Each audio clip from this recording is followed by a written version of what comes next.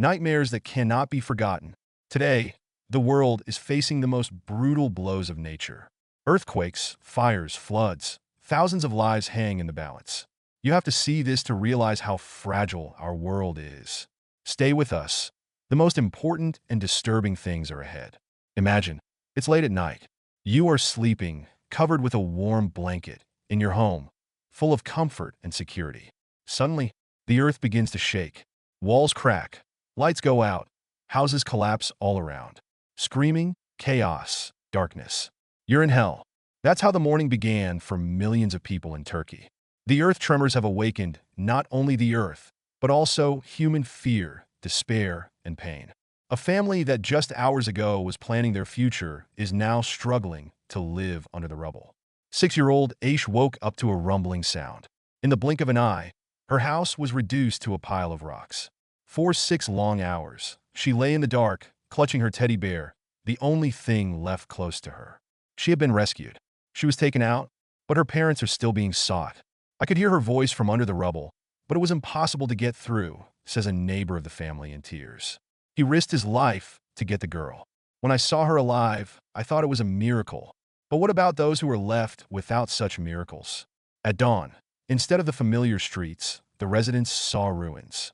Houses that had held the memories of generations were now scattered on the ground as if someone had torn them to pieces. Looking at this destruction is like a knife to the heart. People walk through the rubble, gazing into the remnants of their past, hoping to find something or someone. My grandfather built this house. We lived here for 3 generations. Now the house is gone, and no family either. The old woman whispers, leaning on a stick. Her eyes stare into the void. Many people have eyes like that now. People have lost everything. Their homes, their loved ones, the very life they knew. Rescuers are working around the clock. They have thermal imaging cameras, sensors, heavy equipment. But often their only tools are their bare hands.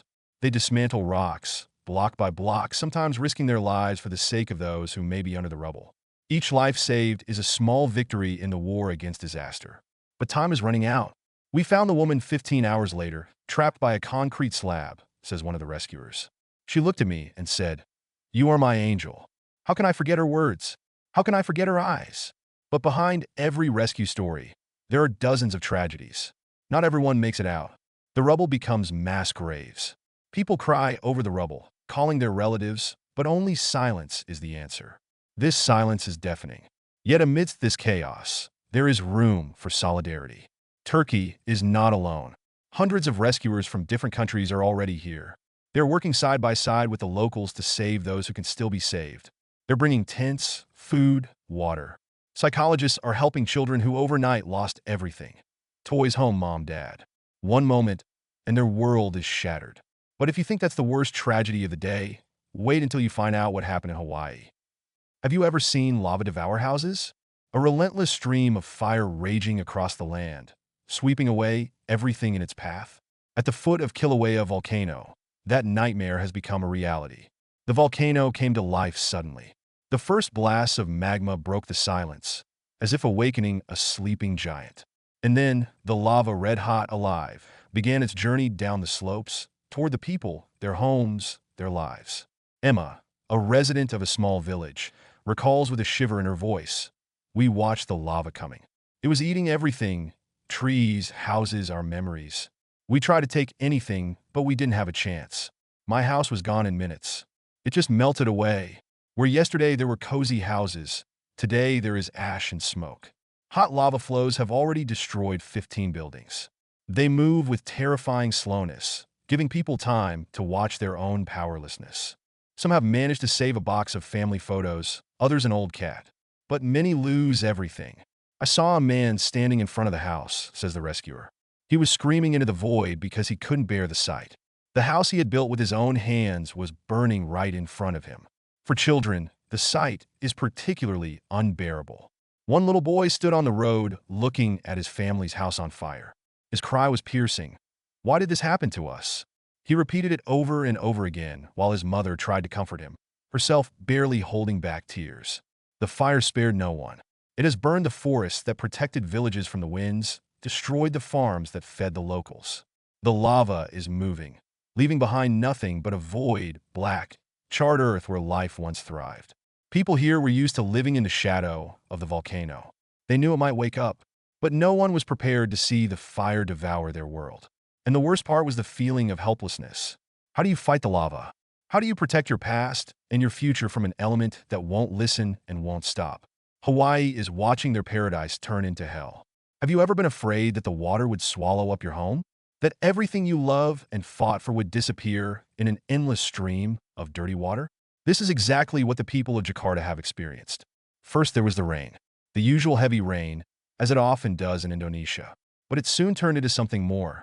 The river overflowed its banks and water rushed into towns and villages. It rushed through the streets, flooding houses, cars, stores. People woke up to the sound of water rushing through their doors. Ani, a mother of 2 children, recalls with a shiver, "We woke up to the neighbors screaming. When I opened my eyes, the water had already reached the bed. I grabbed the children and went up to the roof. I didn't know what to do. I just prayed. I prayed that we would be seen, that we would be rescued." The picture that morning was frightening. Houses half hidden by the water, furniture and toys floating in the streets like wreckage from a shipwreck.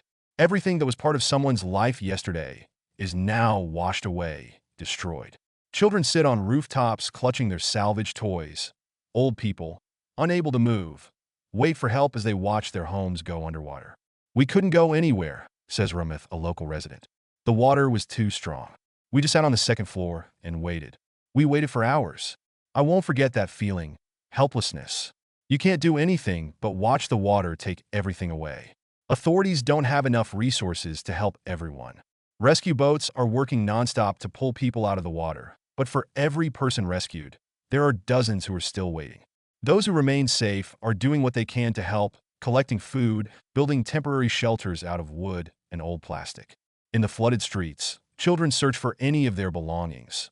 Women try to cook on what remains of the dry ground, and men fish out of the water whatever can still be salvaged. In this chaos, people cling to the hope that the rains will stop, that the water will finally stop. But until the elements do not give up, and for those who find themselves at its mercy, every new day is a struggle to survive, a struggle not to lose themselves in this raging water. Canada is a frosty country where snow and cold are commonplace. But even Canadians were not prepared for what hit them this winter. The blizzard turned the usual cold into a real threat to life. The wind howled like a predator attacking everything around it. The snow flew so thickly that it was impossible to distinguish where the ground ended and the sky began. In a matter of hours, the storm paralyzed cities, roads, and airports. People were trapped in their homes, cars, and snow-covered streets. Sarah, a Toronto resident, recalls with horror, "We were coming home when it started snowing. After a few minutes, the road just disappeared. It was covered with snow. We decided to pull over, but the storm was getting worse. The snow quickly filled everything around us, as if consuming us. We were stuck. There was less and less air in the car. I thought it was the end." Her family was only saved because a snowplow tractor spotted their car. But many were less fortunate. Hundreds of cars are left on the highways, buried under snow drifts. Rescuers are making their way to them on snowmobiles, hoping to find people alive. Temperatures are dropping to minus 30 degrees Celsius, and every minute in such conditions could be the last. At home, the situation is no better. The storm severed power lines, leaving thousands of families without light and heat. People are trying to keep warm by lighting fireplaces, lighting candles, and wrapping themselves in blankets. In some homes, the whole family sleeps in one room to keep warm. "We can't leave the house. The road to the store has been turned into a snow tunnel, and we are afraid to go out," shares Mark, a resident of a small town in Ontario. His family has been living on canned food and water for 3 days now, hoping the storm will abate. Children, not realizing the gravity of the situation, play in backyards. They are making snowmen, drawing snow angels, throwing snowballs. Their laughter echoes against the howling wind. Their parents watch them anxiously. Every minute without warmth is a risk to their health. And there's another cold night ahead. The streets of the city are empty. Only the occasional rescue vehicle makes its way through the snow. The wind hurls snow through the windows, making it hard to see the road. Drivers stare into the white haze, knowing that somewhere ahead of them await those who could not find shelter. Veterans of such winters admit that they have never seen anything like it. "I've lived here for 60 years and we've had storms like this, but not this bad. We knew it would be a harsh winter, But we didn't think it would be this severe, says George, a pensioner who heats his house with firewood that he saved in the fall. His neighbors, less prepared, are already asking for help. Flights are canceled, trains don't run, roads are closed. It's a real isolation. People are clinging to the remnants of warmth, trying to support each other. In such conditions, every little thing matters. A cup of hot tea, an extra blanket, or just a word of encouragement. But amid these hardships, there is room for heroism. A young man in Manitoba went out into the storm to bring medicine for his sick neighbor. He walked several kilometers in the snow, risking freezing temperatures to save her. I couldn't just sit and wait, he says. We have to help each other. The elements don't give up. The wind and snow continue to rage. But people do not lose hope, even as the frost creeps into every corner of their homes. Even when the windows are covered with a thick layer of frost, they continue to fight. The storm has tested their strength, but their spirit remains unshaken. Fire, living relentless, consuming everything in its path. The forests are burning as if the earth itself has fallen victim to the elements. Australia is in flames again, and it is no longer just a disaster. It is a catastrophe. Elizabeth, a mother of 3, watched her world crumble. I saw the fire coming towards our farm. We managed to grab the children, documents, and a few things. In just a few minutes, everything, the house, the barns, the children's toys, all disappeared in the flames. It was like a nightmare, impossible to wake up from. Hundreds of families were evacuated in a hurry. Their homes, their lives, their memories are now nothing but ashes. They stand at a safe distance and stare at the horizon, which is blazing red. We left with the children and 2 bags. Everything else is on fire now, the man whispers, hugging his daughter. His voice shakes, but he tries not to cry, for her sake. Fire doesn't know whether it's houses, forests, or lives. Everything becomes its prey. Kangaroos, mad with fear, leap through the blazing trees, trying to find a way to escape. Some of them get burned and fall before they reach safety. Birds, deprived of air because of the smoke, fall from the sky straight to the ground. It is a sight that gives you goosebumps. It is the pain of nature that cannot be described in words. The rescuers are working nonstop. Their faces are covered with soot. Their eyes are full of fatigue, but they do not give up. They use helicopters to dump water on the blazing forests, to build fire barriers to stop the elements. They know that every hour of delay means lost homes, lost lives. The scariest thing is not the fire itself, but its speed, says one of the firefighters. You think you have time, but it's an illusion.